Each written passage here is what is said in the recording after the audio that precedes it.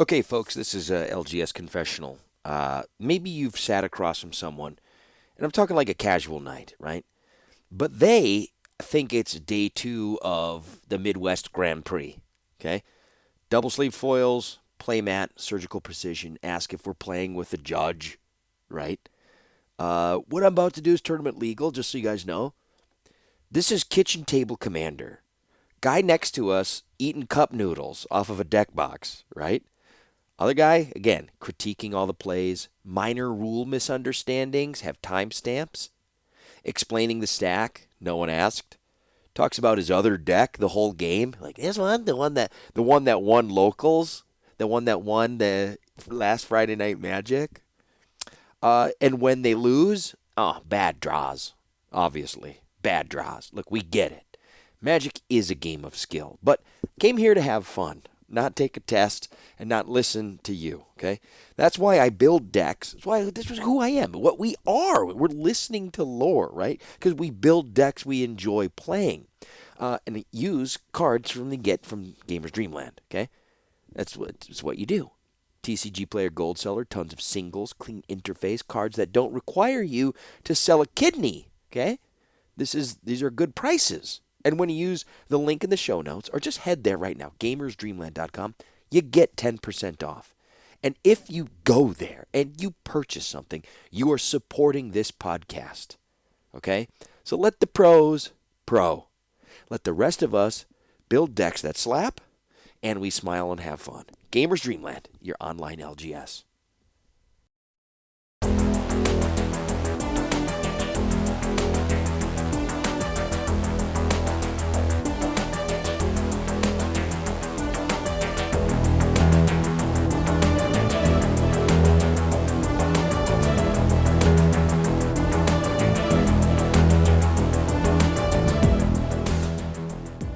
Chapter 20.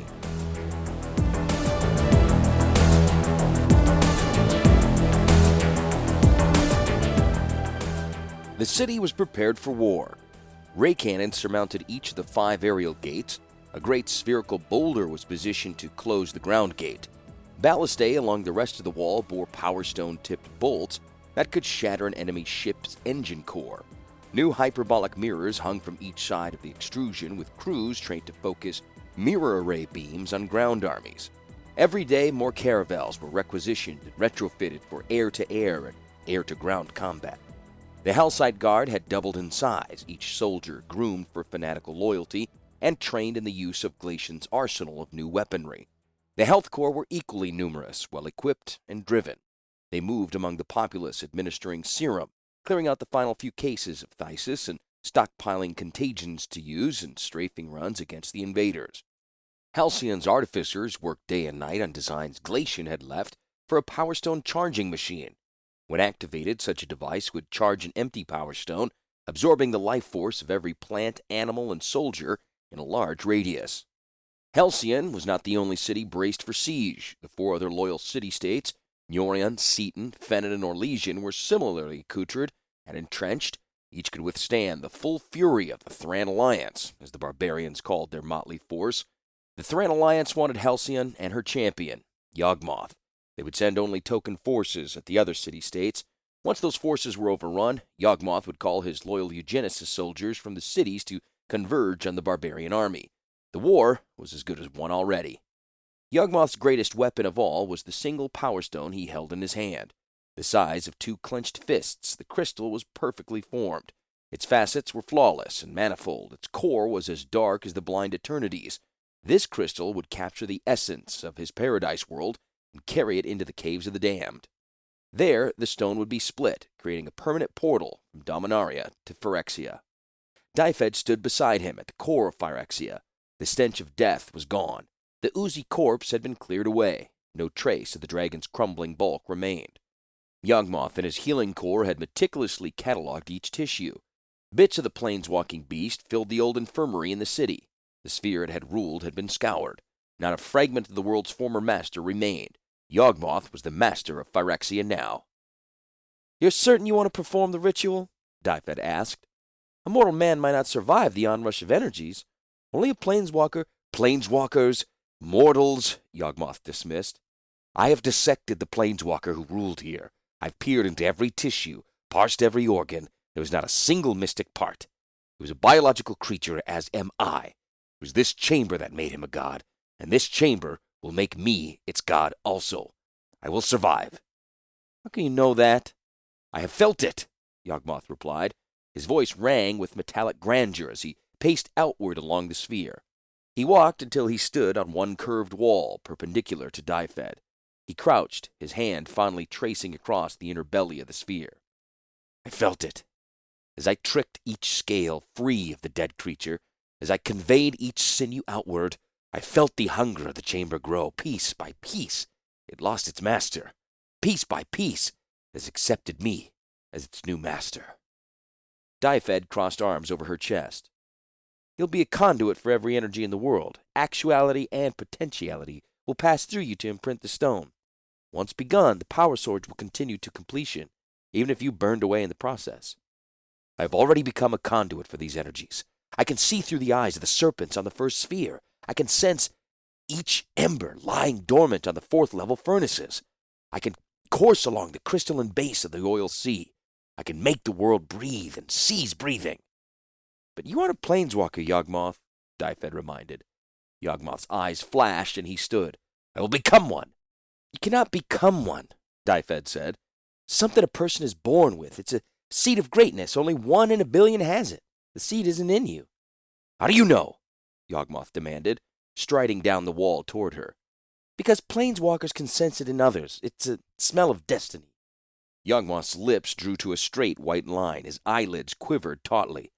"You are wrong about me. I'm destiny incarnate. I will change the world for all time. I will change the multiverse." Die-Fed flashed a cocksure grin. "All right, you want to be a god? Let's see how well you do. I'll be back to pick up the stone, if you survive." She disappeared, leaving Yawgmoth alone in the inner sanctum. The moment she was gone, the chamber took hold of him. There was no physical change. The sphere remained intact, but muscles of magic converged around him and lifted him high. It was like being caught in the convulsion of a gigantic heart. The intense pressure burst his mind wide open. He spewed out through the arteries and vessels of the world. He moved through the labyrinth of pipes on the third sphere. His consciousness flowed through serpent waters and leapt among flea machines. Thoughts tricked along electrical conduits and rolled through cascades of oil. Forests became neural networks. Fault lines became creaking joints. Moraines became muscles. His former body was but a ruptured skin. Then, even less than that, not even a memory. The world was his body. It had always been. It would always be.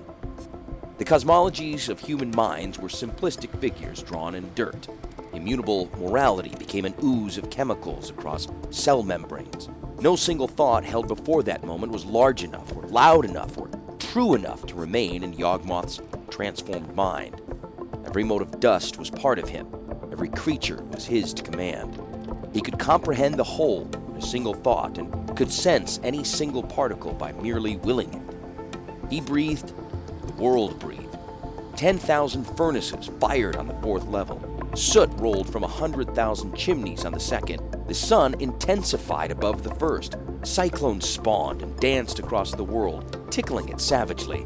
A sudden terror welled in every beast and plant across the spheres, a terror that gave way in the next moments to trembling ecstasy. They knew. The dying world knew it was no longer dying. "We are alive! We are alive! We are alive!" It was recognition and adulation and obeisance all in one. The world flooded through him into the crystal he held. All that was real etched its perfect replica there. Suddenly, the world retreated around Yawgmoth. He shrank. The sensation was like plummeting from a great height. The mind that moments before had comprehended a whole universe now resided in the minuscule brain pan of a normal man. Something had intruded between the god and his cosmos. Something, or someone. He realized his hands were empty. The Power Stone was gone. Yawgmoth staggered, going dizzily to his knees. "You needn't bow before me," Die-Fed quipped, suddenly beside him. "Simple thanks would be enough." Gritting his teeth, Yawgmoth gasped. "I had no intention of bowing before you." "You survived, Yawgmoth," Die-Fed said evenly. "That is good. I've come to fetch you. The permanent portal is open. I cracked the stone atop a mirror pedestal. Nothing could close the portal except an identical charged power stone placed on the pedestal. She offered him a hand, and he took it. Before he could rise, Die-Fed pulled him away from the world. They sailed through empty spaces, the planeswalker tall and regal, and the erstwhile god crouched and dizzy. In moments, they arrived on the first sphere. The blind eternities fell away, leaving Yawgmoth and Die-Fed to stand on the grassy plain beside the gorge forest. Just before them yawned a large, round doorway into darkness. Die-Fed gestured through it. Beyond lie the caves of the Dam. Letting go of her hand, Yawgmoth strolled through the scintillating curtain of darkness. He stepped out into a night-black cave. Directly before Yawgmoth stood the pedestal Die-Fed had spoken of, a low platform edged by mirrors. The light of Phyrexia shone dazzlingly from it. On the far side of the pedestal sloped a large book made of steel and glass. It was carved with strange glyphs, planeswalker spells that anchored the portal in space and time. The whole assemblage was connected with radiating wires to the ceiling of the cave. It was an elaborate contraption, but it had a simple purpose: to open a permanent portal between Dominaira and Phyrexia. The mirror pedestal was a giant lock, and in the midst of its wires lay the key, the broken power stone. Though Yawgmoth had once infused that stone with the essence of a whole world, the crystal now lay black and empty, ragged halves atop the pedestal. Yawgmoth reached past the wires. He touched the stones and felt their smoldering heat. A few final sparks of power jittered along the edges of the crystal. Taking a deep breath, he lifted the two halves of the sundered crystal. There's no sense allowing someone to duplicate the stone and close the portal. Yawgmoth placed the halves in a pocket of his robe. He'd have to hide these husks in a safe place. A safe place? A sharp-toothed smile broke across his face. There came a whispering moan from the cave beyond. Yawgmoth lifted his head and made out the source of the sound. The next cavern was crowded, wall to wall, with watchful, fearful faces. They peered out of utter darkness, their eyes squinted against the glow that enveloped him. Beneath slitted eyes were cheeks ravaged in phthisis. Patients lay in their treatment capsules, a cemetery of open caskets, the dead awaiting resurrection. Among the capsules stood armored and veiled health corps workers. They were accoutred in the same smooth white metal as the capsules. Patients and healers waited in silence. They waited to enter the sun-bright door. Yawgmoth lifted his hands before them. He shouted in a voice that was half-laugh. "Welcome, my children! Welcome to Phyrexia!"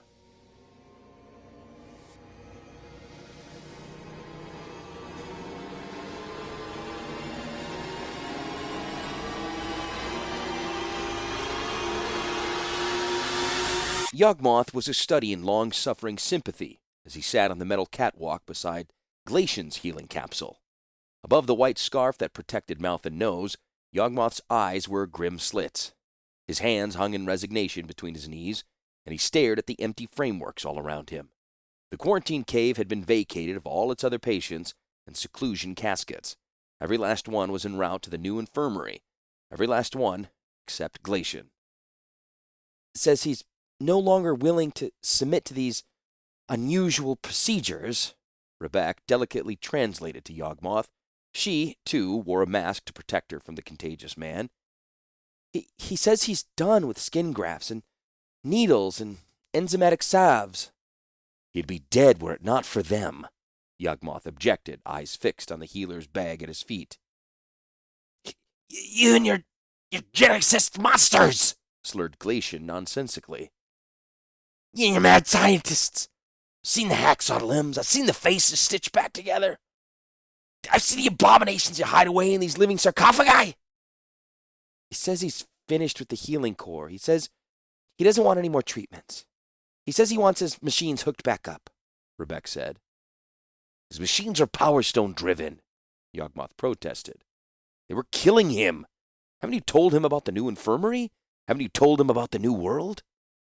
Exasperation pinched Rebecca's face. "Of course I've told him. He doesn't believe it. He thinks it's just another of your tricks."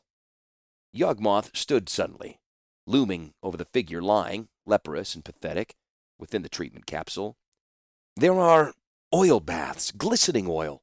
It soaks into the skin and reconstitutes it. It gets into the blood and helps to draw Power Stone radiation away from tissues. There are new procedures. Some patients are stronger than ever before. There's even a promising new therapy implanting an uncharged Power Stone into the thigh muscle to draw excess energies into it. Those with the implants have been virtually healed. Their own immune systems are redoubled. They're growing new skin, new muscle, new tissue. Some are even getting taller. "No more!" hissed Glacian. "You've already dragged me down this crypt. You've already flayed my life away, tissue by tissue. You can't take me to another world and make me a monstrosity." "He says he doesn't want to go," Rebecca said. Yawgmoth stared a moment longer at the ruin of scabs and scales within the hermetic folds of the capsule. "Well, I was going to wait until you were in the infirmary to tell you the good news." "What good news?" Rebecca asked. Yawgmoth glanced at her. "I think I might have discovered why your husband hasn't responded to any of the treatments that have worked for others." "Don't listen to him," growled Glacian. "He has no cures, only death." "Hush! I want to hear this," she told him. "What is it, Yawgmoth? What have you found?" "Nothing. He's found nothing." "It goes back to the infection. He was stabbed by Gix with a charged Power Stone." Glacian spluttered. "Yes, Gix. Your henchman." "Hush," Rebecca insisted. "And the Power Stone imploded shortly after it was removed from the wound," Yawgmoth continued.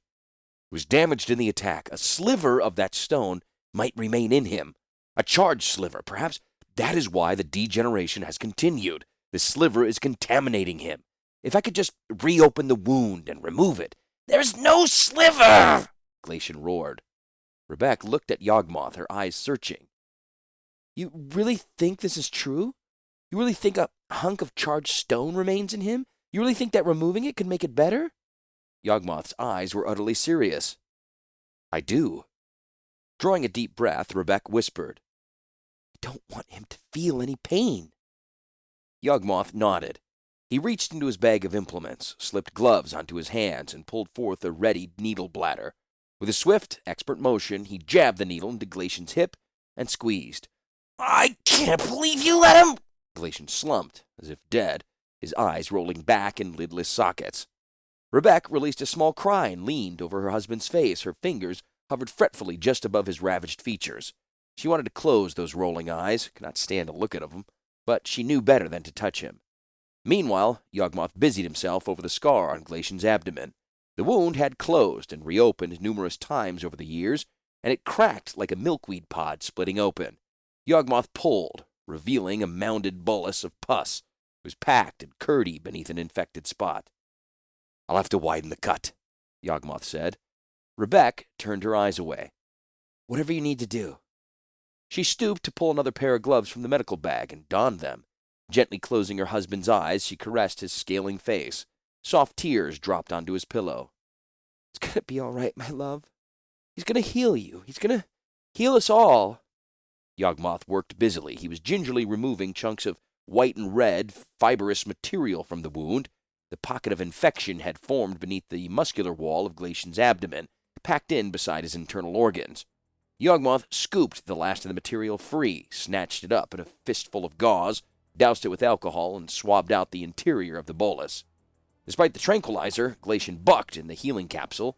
Rebecca hugged his jiggling head and whispered soothing words.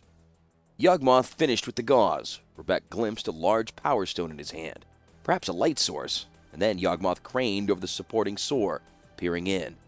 He gave a small gasp of discovery, seemed to reach one arm in, almost to the elbow.